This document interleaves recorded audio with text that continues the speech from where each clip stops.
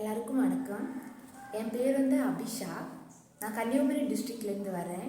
எங்கள் வீட்டில் அம்மா அப்பா நான் தம்பி தங்கச்சி 5 பேர் இருக்கோம்.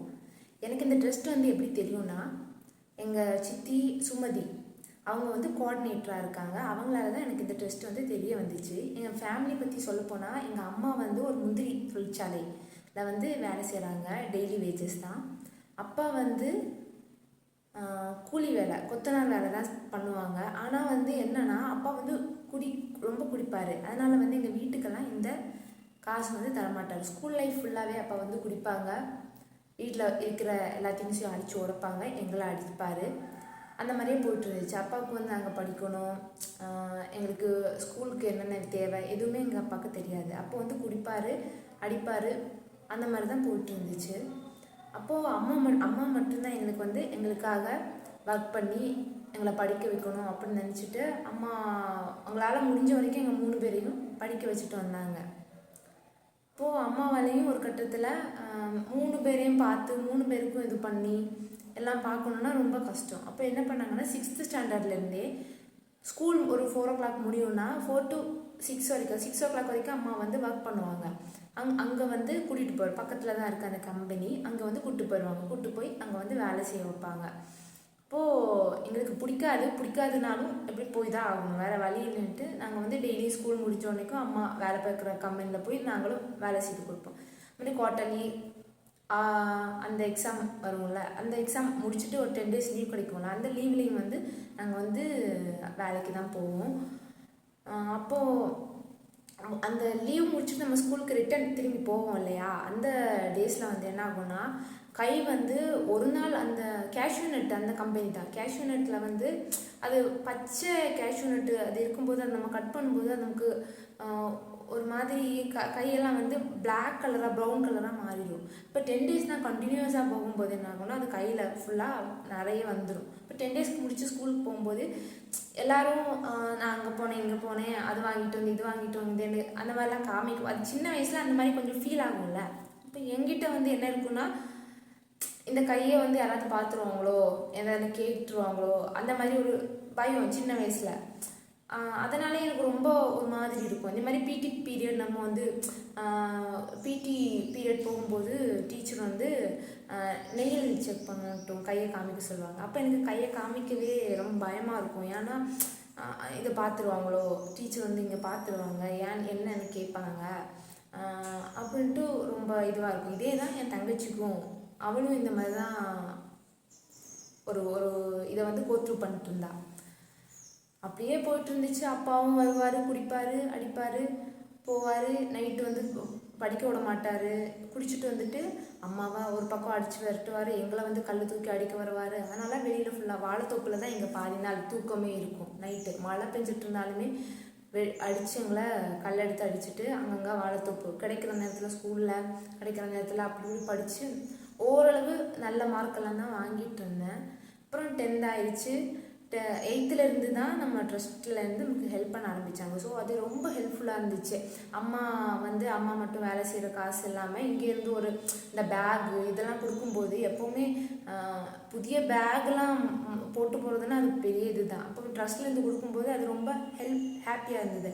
அதுவும் இல்லாமல் 10th முடித்தேன், 11th 12th வந்தாச்சு. 11th 12th கால்குலேட்டர் தேவைப்படும் அப்படின்னு சொல்லிட்டாங்க. கால்குலேட்டர்னால் அது நம்ம சைன் டீட்டா காஸ்ட் டீட்டா அந்த மாதிரி கொஞ்சம் பெரிய கால்குலேட்டர் வேணும் அப்படின்னு சொல்லியிருந்தாங்க. அப்போ அந்த கால்குலேட்டர் கொஞ்சம் காஸ்ட்லி, 500 மேலே ஆகும். அது நமக்கு எனக்கு என்னாலே என் அம்மாக்கிட்ட போய் கேட்கவே எனக்கு ஒரு மாதிரி இருந்துச்சு. இந்த கால்குலேட்டர் எவ்வளோ இது இருக்குமா, இது எனக்கு வாங்கித்தா அப்படின்னு கேட்கக்கூட இல்லை. ஏன்னா கேட்டால் எப்படியாவது வாங்கி தரணும்னு நினைப்பாங்க, எப்படி போய் வாங்குவாங்கன்னே எனக்கு தெரியல. ஸோ கேட்கவே இல்லை. ஆனால் கடவுள் இந்த எப்படி பேசினாரு என்னன்னுலாம் தெரியல. இந்த ட்ரஸ்ட்டில் அப்போ தான் ஒரு மஞ்சால் மூடில் ஒரு மீட்டிங் வச்சுருந்தாங்க. மீட்டிங் போகிற எனக்கு ஒரு கிஃப்ட் வருது. என்ன கிஃப்ட் அப்படின்னு திறந்து பார்த்தா கால்குலேட்டர். நான் நினச்சேன் அதே கால்குலேட்டர் அங்கே இருந்துச்சு. அப்போது எனக்கு ரொம்ப ஹாப்பியாக இருந்துச்சு, நம்ம நினச்சது கிடச்சிருக்கு அப்படின்ட்டு. அப்புறம் தான் 12th முடிச்சுட்டேன். 12th முடிச்சுட்டு MBBS ஜாயின் பண்ணேன். அப்போ என்ன ஆகுனா, இப்போ நார்மலாக ட்ரஸ்ட்டில் 12th வரைக்கும் தான் ஹெல்ப் பண்ணுவாங்க. ஸோ நல்ல மார்க் வாங்கினதுனால 12th பிறகு ஒரு செப்பரேட்டாக எனக்கு சென்னையிலேருந்து ஒரு சார் நான் பார்த்துக்கிறேன் அப்படின்னு சொல்லி எனக்கு வந்து ஹெல்ப் பண்ண ஆரம்பித்தார். எம்பிபிஎஸ் ஃபுல்லாக அவர் எனக்கு ஹெல்ப் பண்ணார். எம்பிபிஎஸ்லேயும் முடிக்கிற வரைக்குமே எனக்கு ஹெல்ப் பண்ணார் அவர். அவங்க எம்பிபிஎஸ்ல எனக்கு பண்ண ஹெல்ப்னா அது நான் என்னால் எப்படி அதை வந்து எக்ஸ்ப்ரெஸ் பண்ணணும்னு எனக்கு தெரியல. ஏன்னா வந்து எனக்கு அந்த இடத்துல அவ்வளோ பேர் வந்து ரொம்ப என்ன சொல்ல எல்லாமே நிறைய பேர் வந்து மீடியமாகவும் இருப்பாங்க. ஆனாலும் எனக்கு வந்து அந்த இடத்துல ஓகே நமக்கும் வந்து இது புக்ஸு கூட வாங்க முடியாமல் நிலமையிலலாம் இருந்திருக்கேன். அப்போ கூட எனக்கு இந்த சார் வந்து எனக்கு கொடுத்த அந்த மணி எனக்கு எவ்வளோ ஹெல்ப்ஃபுல்லாக இருந்துச்சுன்னா சொல்ல. புக்ஸு ட்ரெஸ்ஸு கூட இல்லாமல் இவங்க கொடுத்த அந்த ட்ரெஸ்ஸில் தான் நான் மணியில் நான் வந்து ட்ரெஸ்ஸு வாங்கி அந்த இடத்துல நம்ம எம்பிபிஎஸ் படிக்கிறோம், ஸ்டூடெண்ட்டாக போகிறோம், கொஞ்சமாவது டீசெண்டாக அந்த மாதிரி போகணும் அப்படின்ட்டு இது பண்ணி அது ஒவ்வொன்றும் அது குட்டி பிள்ளை மாதிரி போகாமல் அந்த ட்ரெஸ்ஸுக்கு எல்லாத்துக்குமே ஒரு இது வந்து கொடுத்தது வந்து அவங்க பண்ண ஹெல்ப்பு ரொம்ப இதுவாக இருந்துச்சு.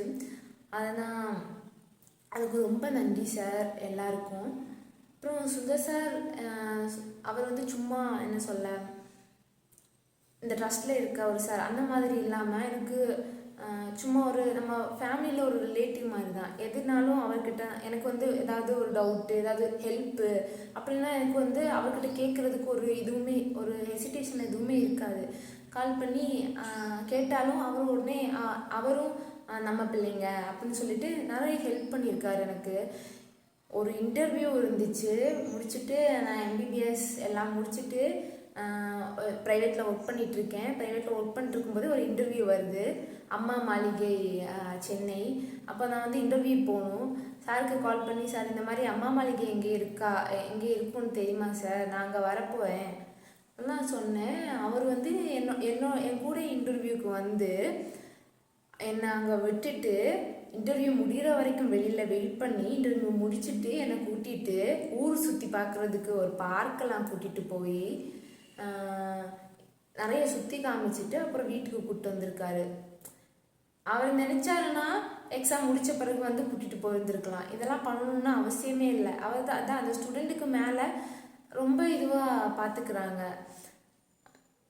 அதெல்லாம் ரொம்ப ஹாப்பியாக தான் இருக்குது. இப்போ என்ன டவுட் எனக்கு ஏதாவது ஹெல்ப் வேணும்னாலும் சார்கிட்ட கேட்டாலும் அவர் வந்து கண்டிப்பாக ஏதாவது ஒன்று பண்ணுவார். ஒரு ஃபேமிலியில் உள்ள இது மாதிரி தான் ஃபீல் ஆகும். அதே மாதிரி அந்த சாரும் அப்படி தான். எனக்கு சென்னையிலேருந்து ஹெல்ப் பண்ணுற சாரும், அவரை நான் பார்த்துருக்கேன், பேசியிருக்கேன், அவரை ஒருக்க பார்க்க போயிருக்கேன். அவங்களும் ரொம்ப ஹெல்ப் பண்ணாங்க, நல்லா பேசுகிறாங்க. அதனால் நான் இப்போ வந்து முடிச்சுட்டேன், எம்பிபிஎஸ் முடிச்சுட்டு இப்போது ஒர்க் பண்ணிகிட்ருக்கேன். முடிச்சுட்டு இப்போது கவர்மெண்ட் எம்ஆர்பி கிளியர் பண்ணி கவர்மெண்ட் டாக்டராக வந்து இருக்கேன் சிவகாசியில். இப்போ இதுக்கு எல்லாமே வந்து ஒன்றுமே இல்லாமல் ஆக்சுவலாக நான் 12th முடித்தோடனேக்கே எங்கள் அம்மா வந்து என்ன சொன்னாங்கன்னா, இவ்வளோ மார்க் இருக்கட்டும் போதும், என்னால் உங்களை படிக்க வைக்க முடியாது சொல்லிட்டு உண்மையிலேயே எங்கள் வீடு படந்தால்மூடு பக்கத்துலேயே ஒரு மெடிக்கல் ஷாப் இருக்குது. அந்த மெடிக்கல் ஷாப்பில் எனக்கு வேலை கேட்டு வச்சுருக்காங்க அம்மா. நான் அந்த மெடிக்கல் ஷாப்பில் வேலைக்கு போகிறதுக்காக எனக்கு மெடிக்கல் ஷாப்பில் வேலை. மார்த்தாண்டமில் வந்து பெரிய 2 துணிக்கடை இருக்கும், விஜயலட்சுமி சதாசிவன் அப்படின்ட்டு. அந்த 2 துணிக்கடையிலையுமே வேலை கேட்டு வச்சுருக்காங்க. ஒன்று வந்து நான் மெடிக்கல் ஷாப்புக்கு வேலைக்கு போகணும், இன்னொன்று வந்து நானும் தங்கச்சியும் 2 பேருமே அந்த துணிக்கடையில் வேலைக்கு போகணும். இதுதான் என்னோட இதுவாக இருந்தது. ஆனால் ட்ரஸ்ட்டு ஹெல்ப் பண்ண போய் ஒரு துணிக்கடையில் வேலை பார்க்க போயிருந்த பொண்ணை இந்த அளவுக்கு ஒரு ஸ்டெத்தை போட்டு ஒரு கவர்மெண்ட் வேலையில் உட்கார வச்சதுக்கு முக்கியமாக ஒரு 90% காரணமாக இருந்தது செல்வி கந்தராஜ் எஜுகேஷனல் அண்ட் சேரிட்டபிள் ட்ரஸ்ட்டில் இருக்க ஒவ்வொருத்தவங்களும். அதுக்காக நான் வந்து என்ன பண்ண போகிறேன்னு தெரியல. என்னால் முடிஞ்ச வரைக்கும் இந்த ட்ரஸ்ட்டில் வந்து கடைசி வரைக்கும் இருந்து என்னால் என்ன பண்ண முடியுமோ எல்லாத்தையும் பண்ணணும்னு ஆசைப்பட்றேன். கண்டிப்பாக பண்ணுவேன். நீங்களும் என்னோட லைஃப் அதான் நான் சொல்கிறேன்ல, என்னோட உண்மையிலே இந்த ட்ரஸ்ட் எனக்கு ஹெல்ப் பண்ண வரலன்னா ஏன்னா எங்கள் அப்பா வந்து சுத்தமாக விட்டுட்டாரு. இப்போ பரவாயில்ல, இப்போ வந்து எல்லாத்தையும் விட்டுட்டாங்க. நான் எம்பிபிஎஸ் ஜாயின் பண்ணதுலேருந்து அப்பாவுக்கு கொஞ்சம் ஓகே, நம்மளும் இதாகணும்னு சொல்லிட்டு அவங்க இப்போ குடிக்கிறதில்ல, அப்போ ஓகே ஆகிட்டாரு. ஆனால் ஆனால் என்னோடய ட்ராக் கண்டிப்பாக இப்படி போயிருந்துருக்கும். ஒன்று வந்து மெடிக்கல் ஷாப், இல்லைன்னா வந்து துணிக்கடையில் வேலைக்கு போகணும். இப்படி போக இருந்த என்னை வந்து இந்த அளவுக்கு ஒரு ஸ்டெத்தை போட்டு கவர்மெண்ட் டாக்டராக எல்லாருக்கும் முன்னாடியும் ஒரு பெரிய ஆளாக உட்கார வச்சதுக்காக நான் வந்து ரொம்ப நன்றி சொல்கிறேன் எல்லாருக்கும், இந்த ட்ரஸ்ட்டில் இருக்க எல்லாருக்கும்.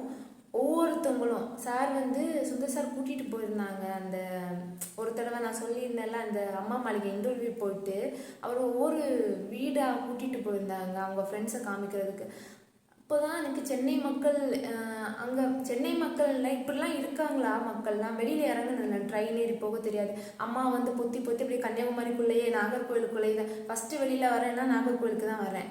எங்கள் காலேஜ் அது வந்து பக்கம்தான், எங்கள் வீட்டில் இருந்து ஒரு 1.5 hours ஆகும், அவ்வளோதான். அதை தாண்டி நான் எங்கேயும் போனதில்லை. அம்மா பொத்தி அந்த மாதிரியே வச்சுருந்தாங்க, எங்கேயும் போனதில்லை. சார் வந்து அப்படி இப்படி காமிக்கும்போது இந்த மாதிரி மக்கள்லாம் இப்படி இருப்பாங்களா, ஒவ்வொரு இடத்துக்கும் கூட்டிகிட்டு போய் பெருமையாக அவங்க பொண்ணை வந்து எப்படி இன்ட்ரடியூஸ் பண்ணுவாங்க, அதை மாதிரி பேசினதெல்லாம் ரொம்ப இதுவாக இருந்துச்சு. இந்த ட்ரஸ்ட்டில் இருக்கிற ஒவ்வொருத்தங்களுமே வந்து அவங்க ஏதோ ஒரு விஷயத்தில் முன்னாடி ஜென்மத்துலையோ இல்லைன்னா அவங்களோட பேரண்ட்ஸ் ஏதோ ஒரு இது பண்ணியிருப்பாங்க. அதனால தான் அவங்களுக்கு இந்த ட்ரஸ்ட்டில் வந்து இது கிடச்சிருக்கு. அதுக்காக நீங்கள் வந்து கடவுளுக்கு எப்போவுமே நன்றி உள்ளவங்களாக இருங்க. இந்த ட்ரஸ்ட்டில் இருக்க ஒவ்வொரு பிள்ளைங்களும் நீங்கள் வந்து சும்மா ஏனோ தானோ நம்ம வந்து மணி வாங்கிட்டோம் இது பண்ணணும் அந்த மாதிரி இருக்காமல், நம்மளால் முடிஞ்சது, உங்களால் என்ன பண்ண முடியும், நல்லா படிக்கணும், நல்லா படிக்கணும். நம்ம ட்ரஸ்ட்டுக்கு வந்து எந்த நேரத்துலையுமே நம்ம இப்போ ட்ரஸ்ட்டில் படிக்கிறோம், கெட்ட பேர் வராத அளவுக்கு நம்ம வந்து நல்லபடியாக ஒரு பெருமையாக நம்ம வந்து இருக்கிற மாதிரி இது பண்ணி கொடுக்கணும். அதனால் இது வந்து வெறும் ட்ரஸ்ட் இல்லாமல் ஒரு ஃபேமிலி அப்படின்னு நினச்சிட்டு நீங்கள் எல்லாத்தையும் நல்லா பழகுங்க. இப்போ வந்து நான் வந்து எல்லாருக்குமே ரொம்ப நன்றி இந்த இடத்துல சொல்கிறேன். அந்த சுமதி சித்தி, அப்புறம் வந்து உஷா அவங்க என்னோட கோஆர்டினேட்டர், அப்புறம் வந்து சார் சென்னையில் உள்ள சார், அப்புறம் சுந்தர் சார், அப்புறம் எல்லா ஃப்ரெண்ட்ஸ் எல்லாருக்குமே வந்து என்னோடய மனமார்ந்த நன்றியை சொல்லிட்டு நான் வந்து முடிக்கிறேன். எல்லாருமே நல்லா படிங்க, நல்ல பெரிய இடத்துல வாங்க, திருப்பியும் முன்னாடி நமக்கு பண்ண மாதிரி நம்மளும் அடுத்தவங்களுக்கு பண்ணணும், அதுக்கும் இது பண்ணுங்க. தேங்க்யூ.